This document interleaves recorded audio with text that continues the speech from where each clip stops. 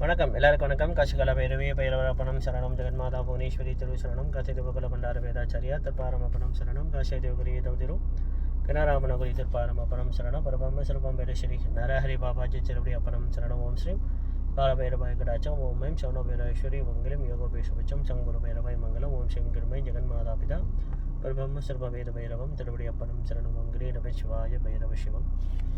जयंती मंगला मंत्रकाली भद्रकाली कपाली दुर्गा समाशिवरात्रि स्वाहा सदा नमस्ते महादेवी स विद्महे विष्णुपति धीमहि तन्नो लक्ष्मी प्रचोदयात् तिथि विष्णु तदा वारः नक्षत्र विष्णुरेव स योग सकलनं सवितुर विष्णुमाय जगद्गुरु गुरु ब्रह्मा गुरु विष्णु गुरुदेव महेश्वरा गुरु साक्षात् परब्रह्मा तस्मै श्री गुरुवे नमो नमः. இன்றைக்கு ஸ்ரீ ஜெகன்மாதா ஸ்ரீ யோகமய ஸ்ரீ புவனேஸ்வரி தேவி காசிகால பைரவி பைரவருடைய ஆன்மீக தகவல். அதாவது 61வது சதஸ் பாப விளக்கம் சொல்லுவாங்க. 61வது ஆடியோ நான் கொடுத்துட்டேன். இன்றைக்கி தேதி 3ஆம் தேதி, அதாவது 8ஆம் மாதம் 8ஆம் மாதம் 2/2/5 ஞாயிற்றுக்கிழமை காலை மணி ஒரு 12 மணி போல் ஒரு முக்கியமான ஒரு ஆன்மீக புவனேஸ்வரி பைரவ ஆன்மீகோட தகவல். அதுவும் நான் நிறைய ஆடியோ நீங்கள் கொடுத்துருக்கேன். இதுக்கு முன்னுக்கு ஒரு ஆடியோ நீங்கள் பார்த்தீங்கன்னா நான் 2025 போலோ ஜாதகம் அவ்வளோ சிறப்பாக இல்லை. நிறையா சுனாமி பிரச்சனைகள், அரசியலில் சில போராட்டங்கள், தேவையில்லாத அவச்சொல், மக்கள் மத்தியில் ஒரு திகில் பயம் இதெல்லாம் ஏற்படும் சொல்லி நான் தான் இந்த ஆண்டு நான் ராசி பலன் சொல்லலை. 2018 நான் முடிச்சுட்டேன். நான் யூடியூப்பில் பார்த்தீங்கன்னா 2018 முடிச்சு 2020 2025 வரைக்கும் போலோ ஜாதகம் அவ்வளோ ஒரு சிறப்பாக இல்லை. நான் ஏற்கனவே சொல்லியிருந்தேன். என்னோடய டிக்டாக்கில் பழைய ஆடியோ பார்த்தீங்கன்னா கூட நான் சொல்லியிருப்பேன் போலோ ஜாதகம் சிறப்பாக இல்லைன்ட்டு. அதே மாதிரி 2030 2060 இதுக்கு என்ன பரிகாரம் சொன்னேன். இப்போ நான் பூலோக ஜாதகம் சொல்லும் போது இந்த கெட்ட பலன் சொல்லும் போது இது நம்பாதீங்க, பொய்ன்னு இந்த மாதிரி நம்பாதீங்க, இது பொய்ன்னு நினச்சிக்கோங்க. ஆனால் இருந்தாலும் நான் சொன்ன இந்த கணிப்பு, ஏன்னா இடைக்காட்டு சித்தர் 60 வருஷத்துக்கு 60 பாடல் எழுதி வச்சுருக்காரு. அது கூட விளக்கங்களும் கொடுத்துருக்காரு. அப்போ நம்ம சொன்னது பூலோக ஜாதகம் நடந்துச்சு சொன்னாங்க. இந்த 12ஆம் மாதம் போல் தண்ணியில் பேரழிவு கொஞ்சம் இருக்குது. ஆனால் மலேசியா சிங்கப்பூர் எப்பயும் கொஞ்சம் ரொம்ப பாதகம் பண்ணாது. மற்ற தேசத்தை கொஞ்சம் லேசாக அடிக்கும். அதே மாதிரி சிலர் நேற்று 2ஆம் தேதி 8ஆம் மாதம் சூரிய கிரகணம் சொல்லி சயின்டிஸ்ட்லாம் சொல்லியிருந்தாங்க. ஆனால் ஜாதக கணிய அன்பர்களுக்கு தெரிய வரும், நல்ல ஜாதக வல்லுநர்களுக்கு தெரிய வரும். 23ஆம் தேதி, அதாவது 8ஆம் மாதம் தான் அது அமாவாசை அன்றைக்கி தான் சூரிய கிரகணம். அது மலேசியா சிங்கப்பூர் தெரியாது, மற்ற தேசத்துக்கு தெரியும். 7ஆம் தேதி 9ஆம் மாதம் சந்திர கிரகணம். அப்போ இந்த ஆண்டு 2025 முடியணும் நான் வேண்டிக்கிறேன் எல்லா மக்களும். ஆனால் எப்பயுமே பூலோகம் அழியாது. நான் அடிக்கடி சொன்னேன், இது கூட விளக்க நான் சொல்கிறேன். பூலோகம் என்றைக்குமே அழியாது, மக்கள் நல்லா சுபட்சமாக தான் வரும். அப்பப்போ சின்ன பிரச்சனைகள், அங்கே சின்ன பேரழிவுகள், அங்கே கொஞ்சம் பயம் திகழ் இது இருக்க தான் செய்யும். ஏன்னா எல்லா நேரத்துலையும் எல்லா பூலோக ஜாதகத்தை பார்த்திங்கன்னா சில கெட்டதுகள் கண்டிப்பாக இருக்கும், நல்லதும் இருக்கும். ஆனால் சில நேரங்களில் கெட்டது கொஞ்சம் கூடுதலாக இருக்கும், நல்லது கொஞ்சம் குறைவாக இருக்கும். சில நேரங்கள் நல்லது கொஞ்சம் கூடுதலாக இருக்கும், கெட்டது கொஞ்சம் குறைவாக இருக்கும். இதுதான் இந்த கணிப்புள்ள முறைகள் நம்மளுக்கு தெரிய வரும். ஆனால் இதுக்கெல்லாம் என்ன பரிகாரம் பண்ணியிருக்காங்கன்னா, லோகா சமஸ்தா சுதீனோ பவன், எல்லா மக்களும் நல்லபடியாக வாழணும். அதுக்கு பூலோக ரட்சகன் சொல்லப்பட பரமசுரமன கால பைரவ வழிபாடு கண்டிப்பாக நம்ம எல்லாரும் செய்யணும். எல்லா கோயிலையும் இது என்னோடய கருத்தை ஏற்றுக்கலாம் நம்மளுக்கு தெரியல, இருந்தாலும் நல்ல படித்த குருமார்களுக்கு தெரியும். ஏன்னா ஆகம சாஸ்திரத்தில் சாவியை பைரவர்கிட்ட வச்சுட்டு தான் காலையில் பூஜை பண்ணி எடுக்கணும்னு சொன்னோடனே பைரவர் சில பேர்த்துக்கு கோயிலுக்கு காவலாளின்னு வச்சுக்கிட்டாங்க. அவர் என்ன காவலாளி தானே அப்படின்னு ஒரு இதாக நினச்சிட்டாங்க. ஆனால் கால பைரவர் தான் பரபிரம்மம் சுரூபம், பூலோக ரட்சகன் நம்மளுக்கு தெரிய மாட்டேது. அது அகோரிகளுக்கு தான் தெரிய வரும், நம்ம சொன்னால் ஏற்றுக்க மாட்டாங்க. ஆனால் நல்ல படித்த குருமாளுக்கு தானே வெளியே சொல்ல மாட்டாங்க, எதுக்கு சொன்னாலும் கேட்க மாட்டாங்கன்னு சில பேர் இருக்காங்க. அதனால் எல்லாரும் பைரவ வழிபாடு செய்யுங்க. அது பைரவர் மட்டுமே கும்பிடணும்னு நான் சொல்ல மாட்டேன். எல்லா பைரவரையும் எல்லா தெய்வத்தையும் கும்பிடுங்க, கடைசியாக பைரவரையும் சேர்த்துக்கங்கன்னு சொல்லுவேன். அதே மாதிரி என்னோடய கருத்து, ஏன்னா 2030 பெரிய பிரச்சனைகள் இருக்குது நம்மளுக்கு. 2060 இதெல்லாம் பூலோக ஜாதகம் கணிக்கிறவங்களுக்கு தெரிய வரும். அப்போ மாதத்துக்கு ஒரு யாகமாவது நம்ம பூலோக ரட்சத்துக்கான கால பைரவருக்கு நம்ம கண்டிப்பாக செய்யணும். லோகா சமஸ்தா சுதீனோ பவன்னு சொல்லி ஒரு 108 ஆவத்தியாவது அக்னியில் கொடுங்க. நான் சொல்ல ரிஷிகள் தேவர்கள் முனிவர்கள்லாம் எழுதி வச்சுருக்காங்க. அது பூலோகம் நல்லா இருக்கணும், பூலோகத்தில் வாழக்கூடிய எல்லா ஜீவராசிகளும் நல்லா இருக்கணும். அதனால தான் 2026 நான் ராசி பலன் சொல்கிறேன். இந்த ஆண்டு நான் சொல்ல மாட்டேன். ஏன் சொல்ல மாட்டேன் எனக்கு தெரியும், நிறைய பிரச்சனைகள் கொஞ்சம் இருக்கும். மக்கள் கொஞ்சம் மனவேதனோடு வாழ்வாங்க, பயமோடு வாழ்வாங்க. இந்த நேரத்தில் நான் உனக்கு அந்த யோகம் இருக்குது இந்த யோகம்னு சொன்னால் என்ன சொல்லுவாங்க, ஜோசியக்காரனே பொய்ன்னுவாங்க. ஜோசியம் எனக்கு பொய்யாகாது, ஜோதிட சாஸ்திரம் பரபிரம்மஸ்வரூபமான எழுதப்பட்ட வேத சாஸ்திரத்தோட உண்மை. ஆனால் சொல்லும் போது சில தவறு நடந்தால் சில எழுதுவாங்க, இது தப்பாக சொல்லிட்டாங்கன்னு சொல்லுவாங்க இல்லையா. அதனால நான் இந்த ஆண்டு நான் சொல்ல, அடுத்த ஆண்டு கண்டிப்பாக நான் ஜோதிட பலன் ராசி பலன் சொல்லுவேன். அதே மாதிரி சில அன்பர்கள் கேட்டாங்க, இந்த பழைய சாமி படங்கள் எப்பயுமே வீட்டில் வந்து படங்கள் வச்சு சில பூஜை பண்ணுவாங்க இல்லையா. ஆனால் வீட்டில் நிறைய படங்கள் இருக்கக்கூடாது, 5 படத்துக்குமே இருக்கக்கூடாது. வீட்டுக்கு வெளியே வாசப்படில் விநாயகர் இருக்கணும், இல்லைன்னா ஆஞ்சநேய சுவாமி வைக்கலாம். படம் தான் வைக்கணும். சுவர்ணகலா பிரதிஷ்டா விதி என்பது படம். கிருட பகவான் வைக்கலாம், ரொம்ப விசேஷம். நந்தி பகவான் நந்தி தேவர் வைக்கலாம், இல்லை பலிபீனம் வைக்கலாம். இது வந்து 5 படங்கள் ஒரு படம் நீங்கள் வைக்கலாம். உள்ளுக்கு ஹாலில் நுழைஞ்சோடனே புவனேஸ்வர பைரவர் வைக்கலாம். இன்னொரு வழிபாட்டில் சேர்ந்தவங்க புவனேஸ்வர பைரவர், ஸ்ரீ பைரவர் தான். இப்போ காலபைரவர் வைக்க மாட்டாங்க வீட்டில், உக்கிரமான இருக்கும் இல்லையா. அதனால் சன்னியாசி, யோகி, தபசி, நானே கடவுள்னு பேசுகிறாங்களே சில பேர், அவங்களுக்கு இது பொருந்தும். நம்ம சாதாரண குருபாசிகளுக்கு அது வேணாம். இப்போ சில பேர் சொல்லுவாங்க, கடவுளை உணர்ந்துட்டேன், நானே கடவுள்னு சொல்லி பேசுகிறவங்களுக்கு நான் எப்பயும் சொல்ல மாட்டேன். ஏன்னா அவங்களாம் வந்து நான் கையெழுத்துக்கணும். கடவுள், நீ கடவுளாக இருக்கும் போது எல்லாமே உனக்கு அடக்கம், நானே உனக்கு அடக்கம் தான் நான் சொல்லுவேன் எப்பவுமே. இந்த கடவுள் சாமியாரெலாம் கண்டா கையெழுத்துக்க முடியாது. சாமியாரை கண்டா சாமின்னு ஆடுறவங்க கண்டா கையெழுத்துக்கணும். ஐயா பரபிரம்மஸ்வரூபம் உங்கள் மேலே இறங்கி ஆடுதுன்னா நீ பெரிய கடவுள், உனக்கு ஜீவாத்மா பரமாத்மாவோடு போய் சேர்ந்துருவேன், அதாவது உடலோடு சொர்க்கம் போயிடுவேன்னு சொல்லுவேன். என்னதான் மனித பிறந்தால் தாய் வீட்டில் பிறந்தால் மண்ணுக்கு ஒரு நாள் போய் தான் அவனுக்கு. ஆனால் இந்த சாமியாரவங்கன்னா சொல்லுவாங்க, கடவுளை எம்மிருந்து இறங்கி ஆடுது. சந்தோஷம். உங்கள் மூலிமா நல்லா இருக்காங்கன்னா சந்தோஷம். உங்கள் மூலிமா நல்லா இருக்காங்க. என்ன ஒன்று, சிலர் வந்து நடக்க போகிறது சில பேர் சொல்கிறாங்க, அது வந்து தேவதைகள் பேசும், அது ஒரு பக்கம் இருக்கட்டும்.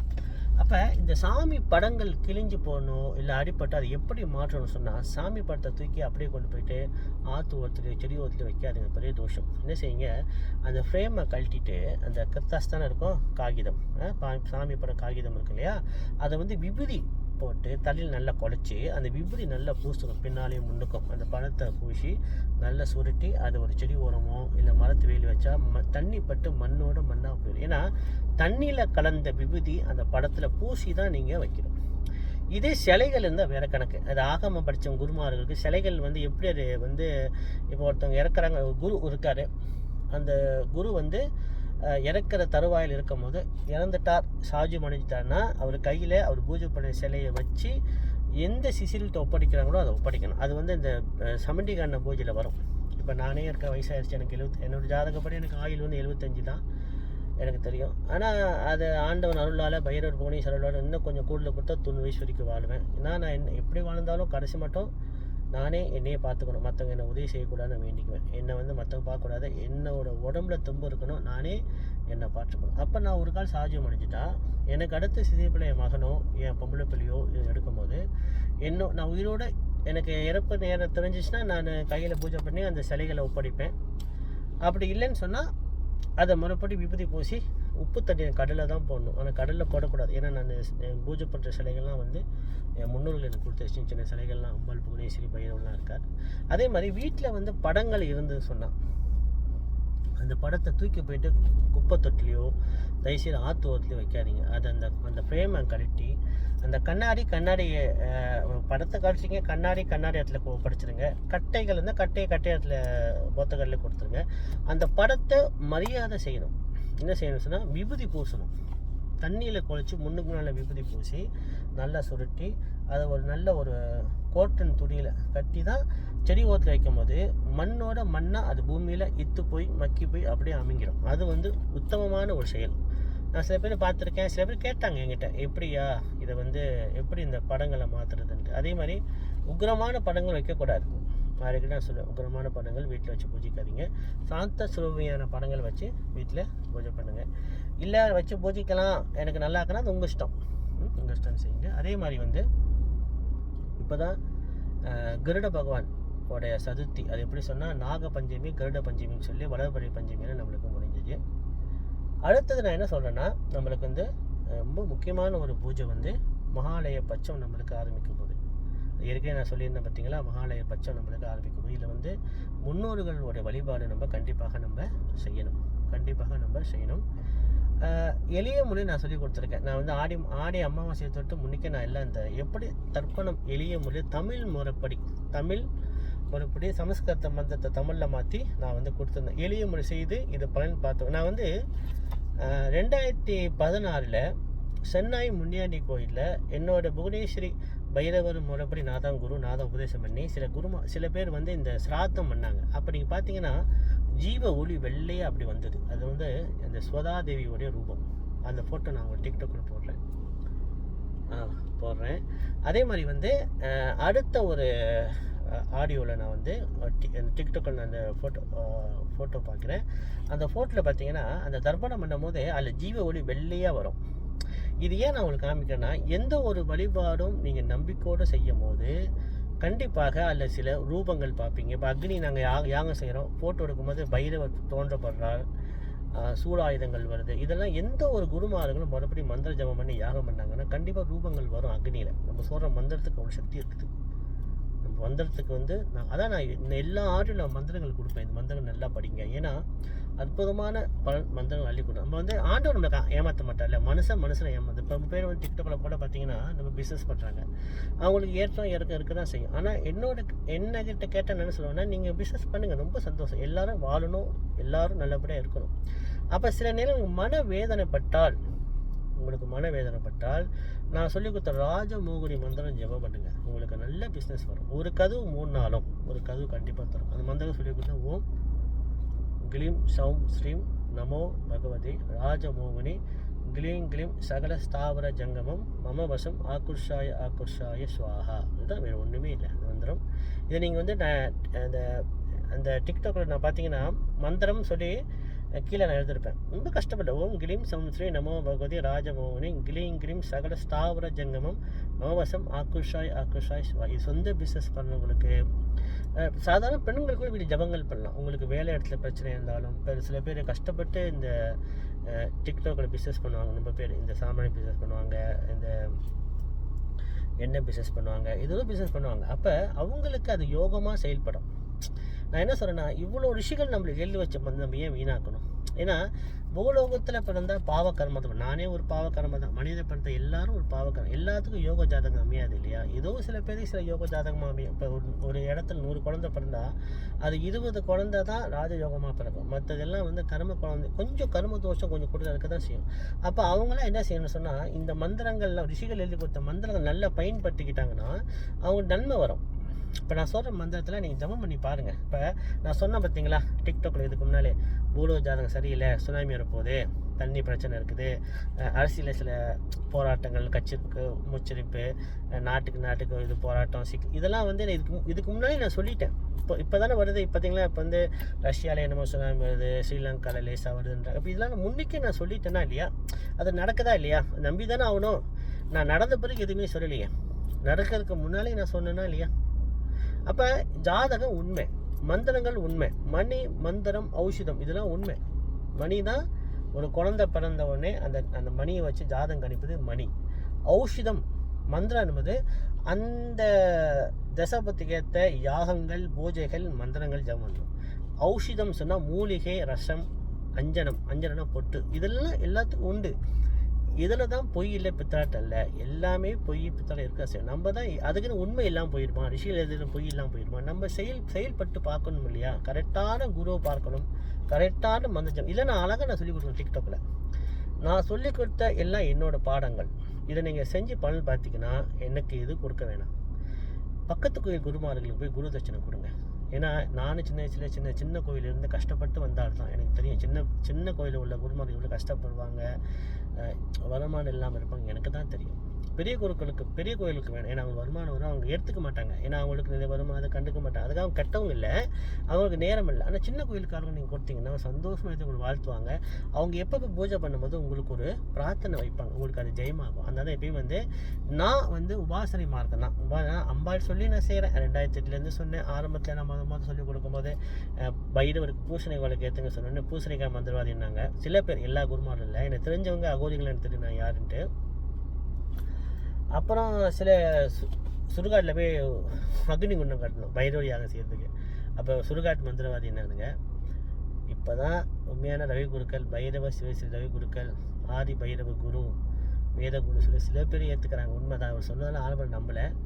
ஆனால் நான் சொன்னேன் பாருங்கள், நானே எனக்கு வந்து புது ஆளை நான் எப்போயும் எடுத்துக்க மாட்டேன். இந்த ஜோசியம் பார்க்குறது பழைய ஆளுங்க எனக்கு போதும். ஏன்னா பழைய ஆளுங்க தான் நம்புகிறாங்க. ஏன்னா நான் ஏற்கனவே ஒரு 10 வருஷம் முன்னுக்கு கணிச்சதில் அது கரெக்டாக நடக்குது இல்லையா, அதுக்கு பார்த்தா நம்பி ஒரு ரவிக்குருக்கள் சொல்கிற உண்மை தான், இப்போ தான் அவர் சொல்கிற பரிகாரத்தை செய்கிறாங்க.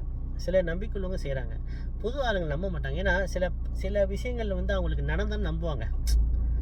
கண்கண்ட சூரிய நமஸ்காரம் சொல்லுவோமா இல்லையா, அதே மாதிரி எந்த ஒரு இப்போ இந்த டிக்டாக்ல இவ்வளோ விஷயம் நான் பேசுகிறேன், எதுக்காக பேசுகிறேன்? குருப்பெட்டின் உமா அம்மா, நம்ம லோயர் அம்மா, நம்ம சுமதி அம்மா, முத்து ஐயா எல்லாம் டிக்டாக் நீங்கள் பேசுங்கய்யா, மக்கள் கேட்கட்டும் சொன்னால் தான் நான் பேசிகிட்டு இருக்கேன். அதே மாதிரி இப்போ திருப்பி நான் வந்து கிரீம் நம சிவாய் பைரவ சிவம் திருப்பி சிராத்தம் எப்படி செய்ய நான் சொல்லிக் கொடுக்குறேன். ரொம்ப கஷ்டம் இல்லை, காயத்ரி மந்திரம் கற்றுக்குங்க. முதல்ல திருப்பியும் சொல்லிக் கொடுக்குறேன். அதாவது எளிய முறையில் நம்ம சொல்லணும். அப்படின்னா பிண்டம் இல்லாமல் வெறும் இடது கை, இதுதான் இடது கை. இடது கையில் இந்த பெருவரல் இந்த கீழே தான் வந்து எள்ளும் தண்ணி இறக்கும். இதுதான் மாத்திரு பித்ருலோகம் இங்கே தான் இருக்கணும். அப்போ நீங்கள் என்ன இந்த மகாலய பட்சம் ஆரம்பிக்கிறது இல்லையா, அது 24 மணி நேரம் நீங்கள் செய்யலாம். ஆனால் அமரகாலம் என்பது வந்து 12 மணிக்கு மேலே தான். உச்சம் சூரியன் தாண்டும் போது தான் அமரகாலம். காலையில் சில குருமார்கள் செய்யலாம்னு சொல்கிறாங்க, சொல்லிட்டோம் அவங்க நம்பிக்கை. ஆனால் அமரகாலம் கரெக்டான அமரகாலம் எத்தனை மணி சொன்னால் 12 மணிக்கு தாண்டின பிறகு தான் அமரகாலம். ஓகே, அப்போ அமரகாலம்னா சாயங்காலம் செய்யலாம். 24 மணி சூரியன் வந்து கண்ணுக்கு தான் மறைவார் தவிர சூரியன் எனக்கே மறைய மாட்டார். உங்களுக்கு வேலையின் காரணமாக வீட்டுக்கு வெளியே தான் செய்யணும். அதாவது எள்ளும் தண்ணி மட்டும் வச்சு ஒரு ஒரு அரை டீஸ்பூன் எள்ளு கொஞ்சமாக போட்டு தண்ணி ஜலம் வச்சு, இல்லை சங்கு கூட வைக்கலாம், இல்லை இந்த உஷா குஷி கண்டி காமிச்ச மட்டும் வச்சு நீங்கள் சொல்கிற ஒரே மந்திரம் 108 கூட சொல்லணும். ஓம் தத் புருஷாய வித்மஹே மம ஜன்ம மாத்ரு பித்ரு நரக விமோகாய மோட்சகதி சித்தாய தீமகே தன்னு ருத்ரமூர்த்தி கால பைரவி பைரவர் பிரச்சோதியார். இவ்வளோதான், ஒன்றுமே இல்லை. இந்த மந்திரத்தை 108 முறை நீங்கள் கற்றுக்குங்க. ஒரு குரு இப்படி தான் சொல்லிக் கொடுக்க முடியும். நான் கிளாஸ் வச்சு ஒரு ஆளுக்கு 50 சார்ஜ் பண்ணி கிளாஸ் நடத்த கூடாது, எனக்கு அது தேவையும் இல்லை. நம்பிக்கொள்ளுங்க. இதை கற்றுக்கிட்டு 108 ஜம் பண்ணி வீட்டுக்கு வெளியே ஒரு வாளி வச்சுங்க. வாளியில் வானத்தை பார்த்து சூரிய பகவானை பிரார்த்தனை பண்ணி அந்த தண்ணியை வந்து வச்சு 108 முடித்த பிறகு இந்த கையை அப்படி திறந்து இப்படி ஜலத்தை அப்படி விட்டு மேற்கொண்டு தண்ணி விட்டு ஜலத்தை சுதாதேவி நமஸ்தர்ப்பயாமி சொல்லி வர்க்கமன் தண்ணி ஊற்றி கழுவிட வேண்டியதான். இப்படி கையை இப்படி தான் இப்படி வச்சு ஜம் பண்ணிட்டு தண்ணி தர்ப்பணம் பண்ணும்போது இப்படி விரலில் திறந்து இப்படி விட்டுடணும். இதே கூட தண்ணி ஊற்றி அந்த வாளியில் பிடிச்ச அந்த எள்ளும் தண்ணி கொண்டு போய் செடி தான் ஊற்றணும். வெயிலில் ஊற்றுங்க, ஆற்றுல ஊற்றாதீங்க. ஏன்னா அந்த கருப்பு எள்ளு வந்து மீன்கள் சாப்பிட்டால் கர்ப்பம் களைஞ்சி கர்ப்பதோஷம் உங்களுக்கு வரும். அதே மாதிரி அடுத்தது பிண்டம், 2 பிண்டம் எப்படி வச்சு செய்ய சொல்லி கொடுப்பேன். ஏன்னா இது ஏற்கனவே நான் வந்து ஆடி அமாவாசைக்கு தொட்டு நான் ஆரம்பிச்சிருந்தேன். இப்போ மகாலய பட்சத்துக்காக திருப்பி நான் 2வது முறை கிளாஸ் நான் திருப்பி ஆரம்பிக்கிறேன். இதை கற்றுக்குங்க. இது வந்து எளிய முறையை செய்வது மாத்ரு பித்ரு தர்ப்பணம் மந்திரம் தான். அப்படி உங்களுக்கு நம்பிக்கையான குருமார்கள் கோயில் இருந்தால் கோயிலில் போய் தர்ப்பணம் பண்ணுங்க. ஏன்னா இன்னும் ஆரம்பிக்கலை மகாலய பட்சம்.